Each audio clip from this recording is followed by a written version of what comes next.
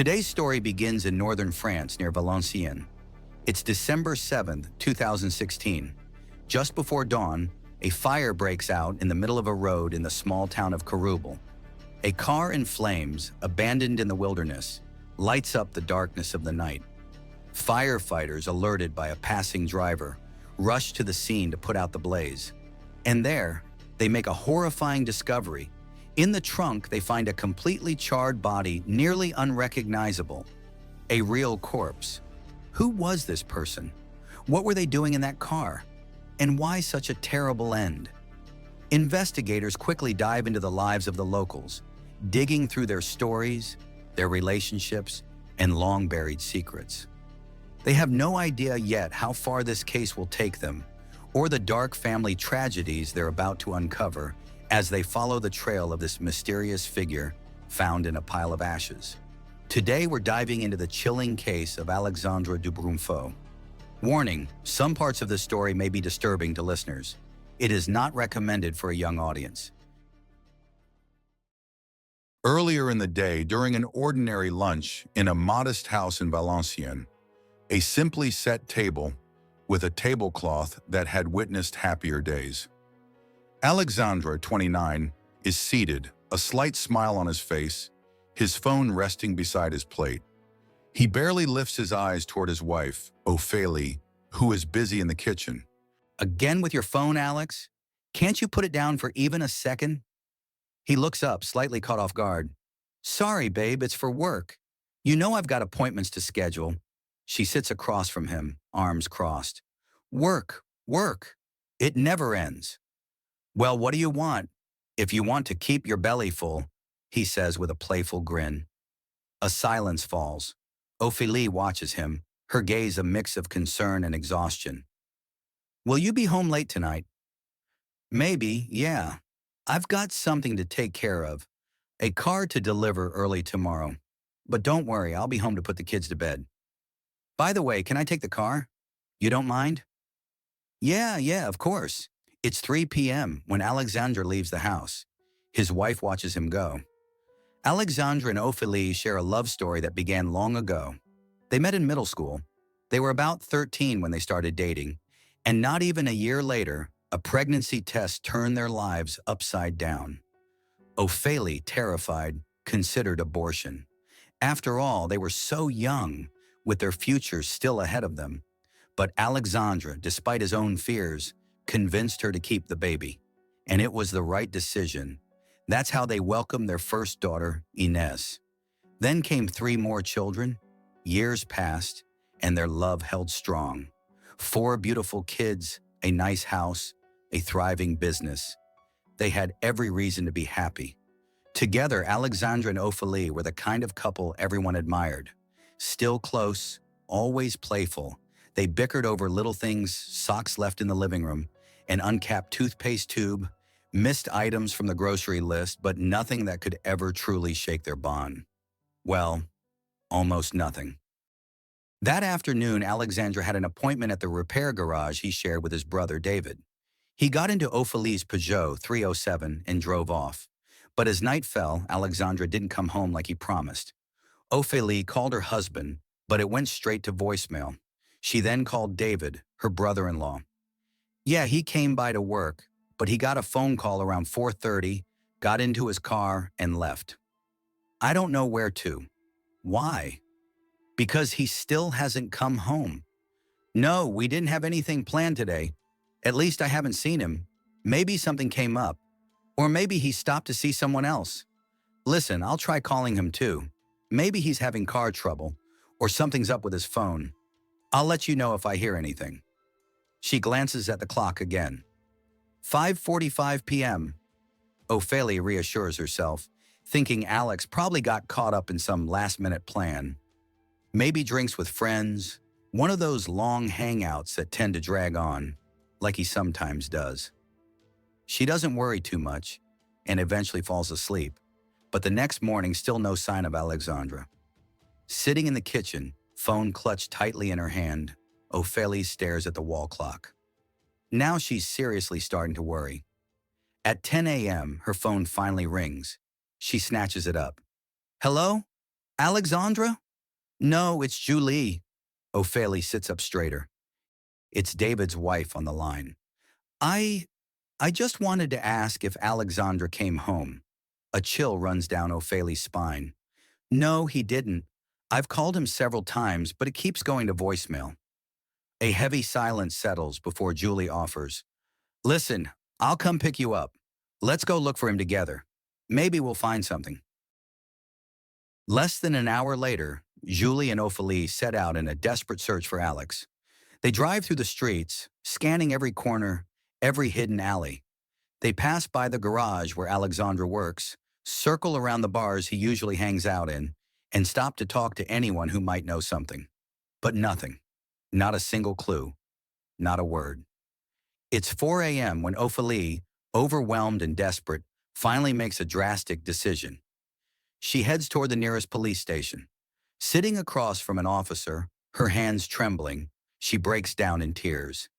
You have to understand, this isn't like him. Alexandra, he always comes home, even after drinking with his buddies. Even if he's late, he calls.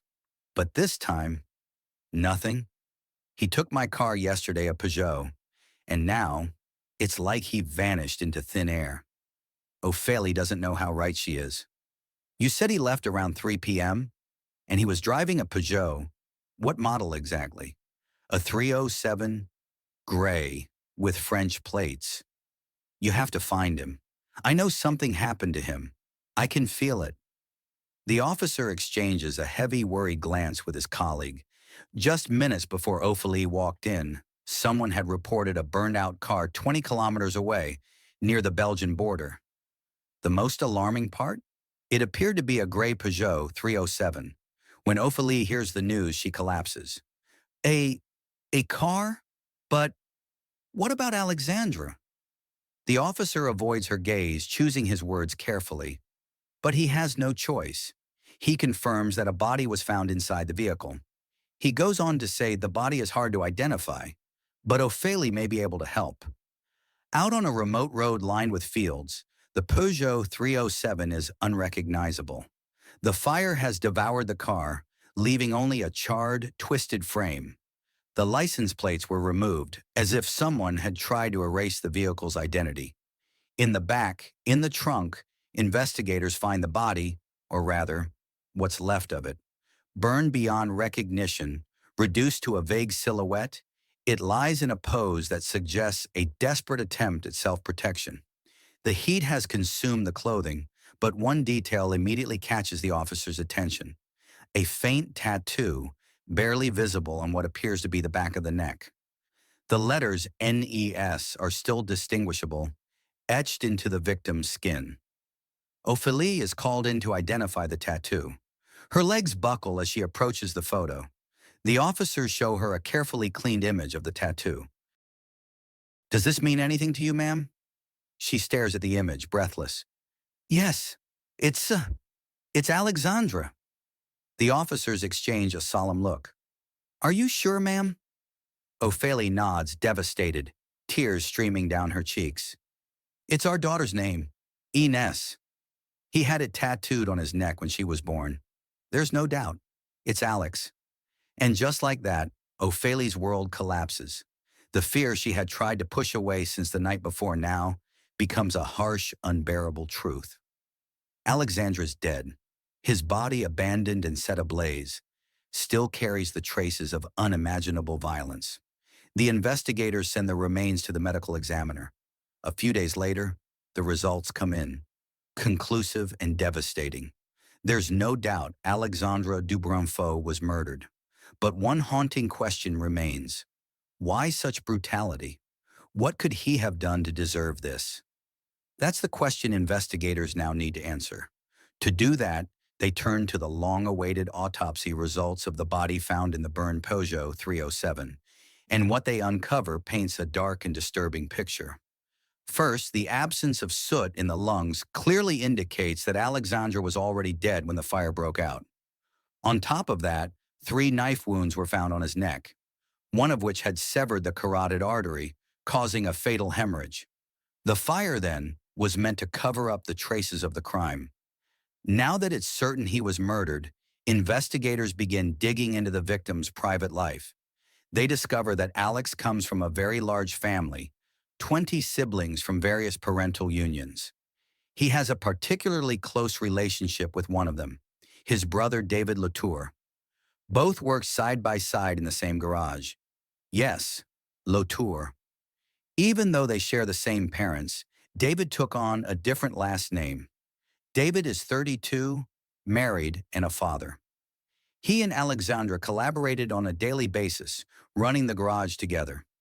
Their bond seems strong, but as the investigation progresses, hidden tensions, especially linked to complex family affairs, begin to surface. And what comes to light will leave everyone stunned. Investigators begin by questioning David first. So David, tell us about your relationship with Alexandra.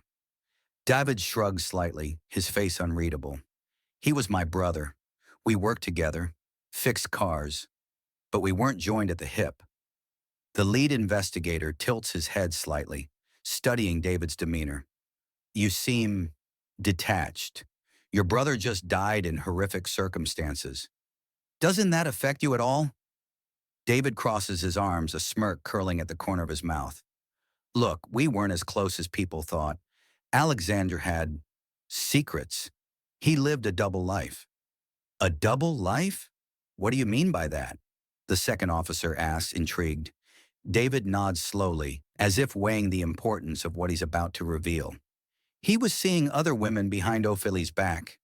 He liked playing the perfect dad, the devoted husband. But it was all an act. He was always out and about, chasing skirts, not caring about the consequences. The investigators exchange a glance and one of them asks, And you? Where were you on the day of his disappearance? At work, like usual. I even injured myself that day.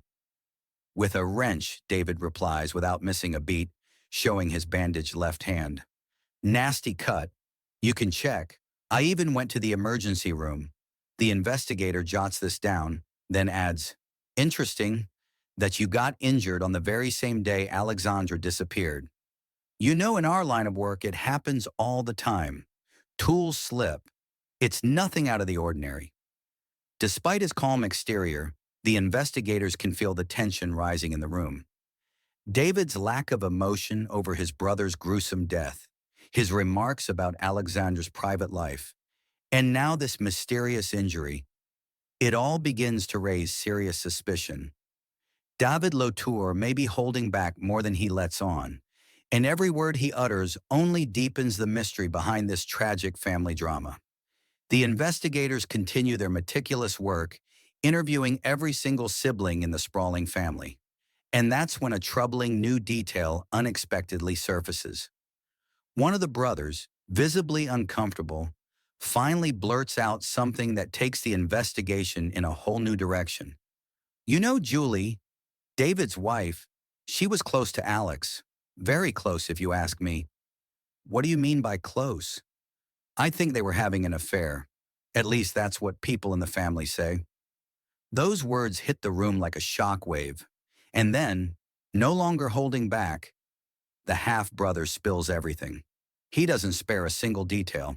Even more surprising, other family members confirm every word.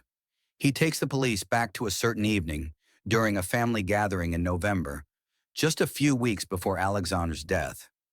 The whole family had come together in a large rented hall. It was a lively party, full of laughter, music, and quiet observations. Several witnesses described the same scene. Alexandra and Julie, David's wife, danced together that night, very closely. No shame, no hiding. Some say they practically made out in front of everyone. The way they describe it, it was steamy. They certainly didn't go unnoticed. At one point, David suddenly jumped out of his seat and marched over to Alexandra. Are you sleeping with Julie? Alexandra denied everything, but David watched them. You could see it was tearing him apart. He didn't say anything then, but it clearly ate away at him. He even cried in front of everyone. Then another testimony, from yet another one of Alexander's brothers, makes things even worse. He tells the police about a conversation he had with Alexandre sometime after that infamous night. They were alone, tucked away in a quiet corner of the garage where Alexandre worked. Alex told me he was having an affair with Julie. I asked him if he was out of his mind. He said he needed to stop. Otherwise, it was going to end badly. The atmosphere in the interrogation room grows heavier. The investigators feel they're closing in on the key to the mystery. And since the Dubrunfaut family certainly doesn't lack brothers, yet another one adds a crucial piece to the puzzle. He recounts how, just days before Alexandre vanished, Alexandre confided something chilling to him. David won't leave me alone until I'm dead. With these new testimonies, the noose tightens around David Latour. The suspicions against him are no longer vague. They're beginning to take a much darker shape. To verify the truth of these statements, the investigators summon Julie, the central figure in this forbidden affair with Alexandre. And during questioning, her behavior leaves no room for doubt. She openly admits to the extramarital relationship. At this stage, the investigators still don't have all the answers. But one thing is certain. David is no longer just a witness. He is now suspect number one. Behind his calm demeanor may lie the key to this heinous crime. But then, a terrifying twist hits the investigation like a thunderclap. Just days after David Latour is officially considered the main suspect in Alexandre's murder, one night, his house, located on a quiet street at the edge of the village, is consumed by a devastating fire. The flames engulf the wooden and brick structure, leaving behind only a blackened, smoking skeleton.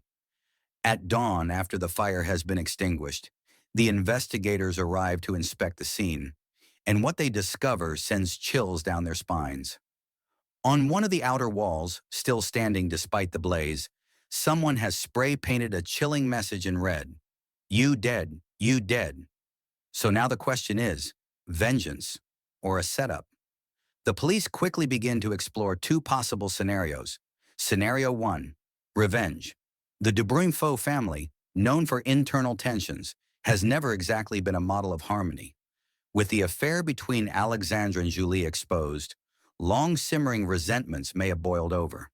Could a member of the family have taken justice into their own hands, viewing David as the obvious culprit in Alexandre's murder?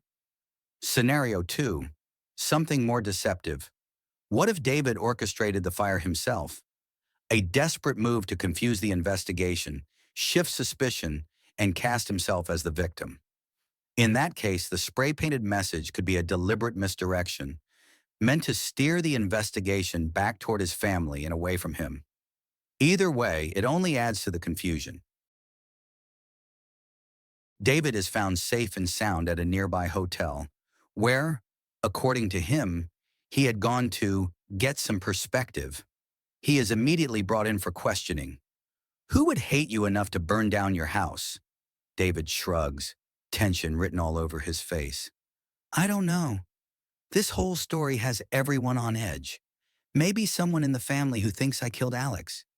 But if you think I did this to myself, you're wrong. I'm not crazy. And that message, you dead. Any idea who could have written that? David lowers his gaze, a bitter smirk on his lips. Could be anyone. You know how it is in big families. Once people start talking, suddenly everyone's your enemy. Meanwhile, fire experts quickly step in, combing through the debris for clues. Traces of accelerant, the origin point of the flames, paint residue on the wall. Every detail is scrutinized to determine whether the fire was arson, and if so, who might be responsible. But for the investigators, one thing is already clear. Whether it was set by David or someone else, the fire adds yet another layer to an already convoluted case. The buried secrets of the Dubrunfaut family are far from finished surfacing. The mystery deepens, and now it's not just a murder haunting the investigators, but a spiral of lies, resentment, and revenge, one that may consume far more than just Alexandre and its flames. It's now 15 days since Alexandre's death, and at this point, Ophélie still knows nothing of what's going on. But one morning, overwhelmed by the unbearable waiting, she decides to search through Alexandre's belongings, specifically his call history, which she had requested from their mobile provider. She had never been one to snoop, but the prolonged silence and lack of answers had shattered her sense of certainty. As she scrolls through the records, something jumps out at her. Julie's number, over and over again. Too often for it to mean nothing. It's simple. Alexandra was either calling or being called by Julie almost every single day. No calls to Daniel, no other family members. Always Julie. Without thinking too much, she decides to confront her sister-in-law. She dials her number. Hello, Julie? Yes, Ophélie. What's going on? Any news? No news. But I found something on Alex's phone. Why were you and he calling each other so often? A silence. Long, heavy, almost deafening. Then Julie lets out a deep sigh, her tone suddenly tense and resigned. Ophélie, listen. I think you deserve to know. Alexandra and I, we were in a relationship, an affair. It started a few months ago and he was going to leave you for me. A, a relationship? But why? Why him? Why you? It just happened. I don't know how to explain it, but that's the truth, Ophélie. Now you know everything. Ophélie is devastated, and this is only the beginning. Just after learning of his death, now she's plunged into a new kind of hell. Alexandre, her husband, the man she had always trusted. What she had always perceived as a sibling-like bond with Julie was actually hiding a betrayal. Meanwhile, the investigation is at a standstill, because suspicions are one thing, but proof is another. Everyone is convinced David is guilty, but convictions don't build a courtroom case. So the investigators order a forensic analysis of the burned car. As Ophélie reels from the shock of her late husband's affair, another piece of the puzzle lands in the investigators' hands.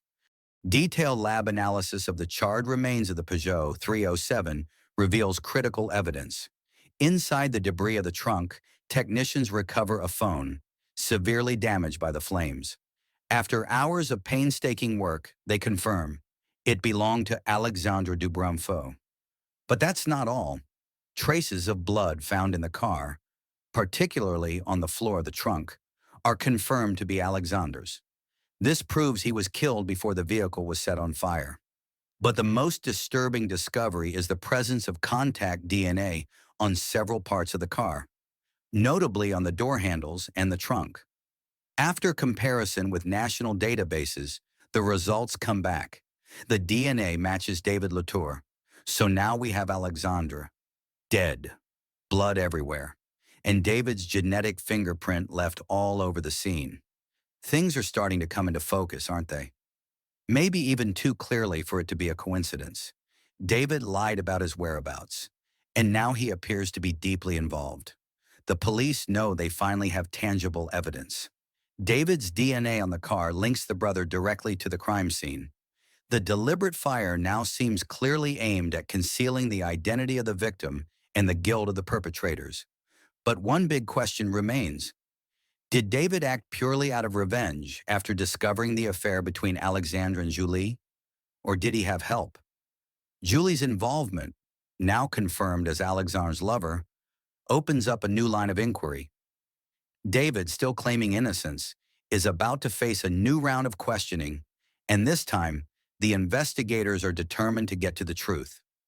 The investigation picks up pace when the police decide to interrogate David, his mother, and his wife separately, hoping to break down their stories and spot any contradictions. In one interrogation room, we find David Latour, visibly tense, trying to stay calm, sitting across from the investigators. A simple question, David. Do you think Julie, your wife, was sleeping with Alexandra? David avoids their eyes, his fingers nervously tapping the table. I don't know. Let's just say I had my doubts. They saw each other a lot, and stop beating around the bush. Tell us the truth. Listen, there's another explanation. You're way off track, he says with a sigh. And that's when David launches into a story that sounds completely absurd. Listen to his version. We restored a Peugeot 206 together, me and Alex. We were going to sell it to some gypsies, but it all went south. A dispute over the price or something. They got angry and went after Alex. I was terrified. They killed him right in front of me. So yeah, I made the body disappear. I was afraid they'd blame me. But I didn't kill him. You've got to believe me on that. The officers exchanged skeptical glances. The story barely holds water, but they know that a much darker truth is about to emerge. Now let's turn to Julie. In a separate room, she's faced with the same questions. Less nervous than David, she hesitates for a moment before finally revealing what she's been hiding all along. Yes, Alexandra and I had a relationship, a real one. Not just some fling. I loved him, and I was planning to leave David for him. Julie, we need your help to confront David and push him to the edge. We truly believe he's the one who killed Alexandra. And if he really did something to him, you're the only one who can make him crack. Cooperate, and maybe we can protect you. Julie nods, visibly torn. She agrees to confront David. A few minutes later, David and Julie sit face to face. The police observe from behind a one-way mirror, ready to intervene. David, they know everything. They know about me and Alex. Why are you doing this, Julie? Why? Because you have to tell the truth. It's over. Stop lying. Stop hiding. You killed him, didn't you? David erupts, slamming his fist on the table. Yes, I killed him. But do you know why? Because you and him, you took everything from me. Everything. Julie recoils, stunned by the violence of his words. The police rush into the room. Tell us everything, David. Tell us what happened. David slumps back in his chair, defeated. That day, Alex came over. We were working on a car together, like usual. At 4:30 p.m., I left to pick up my son from school. I brought him home, gave him a snack. Then I went back to the garage. Alex was still there, on the phone. He was speaking softly, like he always did with you, Julie. When he hung up, I just knew. I asked him straight out, "That was my wife, wasn't it?" And he said yes. He admitted he was sleeping with you, and I lost it. I'm not gonna lie, I saw red. We started shouting, then fighting. He grabbed a knife. I did too. But I struck first, again, and again, until he fell, until he stopped breathing. Julie breaks into sobs. The police remain silent, letting David speak. I panicked. I tried to tell myself it was an accident, but it was too late. He was gone. So I put his body in the car and drove to that road near the border. I set the whole thing on fire. I thought the flames would erase everything, that no one would ever know. But now you do. It's over. And just as he finishes confessing, a surprising detail resurfaces, one that leaves investigators stunned. After killing Alexandra and realizing the magnitude of what he had done, David panicked. That's when he did something unexpected. He called his mother. I called Mom. I knew she'd be home. I told her I'd hurt myself working and needed help cleaning up. She came right away. She didn't ask anything. She just saw the blood, and believe me. The investigators pause, processing the revelation. Are you saying your mother helped you clean up the crime scene without knowing what had actually happened? David nods, crushed. Yes. She thought I had cut my hand. She wiped the blood off the floor while I put Alex in the trunk. She didn't know. She knew nothing. Yes, you heard right. David's mother helped mop up the blood of her own son's murder victim, believing her boy had simply cut his hand. The police bring in an unexpected witness, David's mother. Through sobs, she confirms the story. He told me he'd injured himself. I didn't know. If I had known, and there it is, the full confession. The loop is closed. With David's admission and all the evidence collected during the investigation, charges are quickly filed. David Latour is indicted for murder, arson, and destruction of evidence. A few days later, he appears before a judge and is placed in pretrial detention, awaiting trial. David Latour's trial opens on February 2nd, 2021, at the Douai Courthouse. After 4 days of hearings and hours of deliberation, the court delivers its verdict. David Lautour is found guilty of murder and destruction of evidence. David Lautour, for these acts of extreme gravity, you are sentenced to 16 years in prison. He is handcuffed and led out of the courtroom. Once again, he looks at no one, his face expressionless. For the Dubrunfaut family, the case is now closed, at least in the eyes of the law. But the scars left by this tragedy may never fully heal.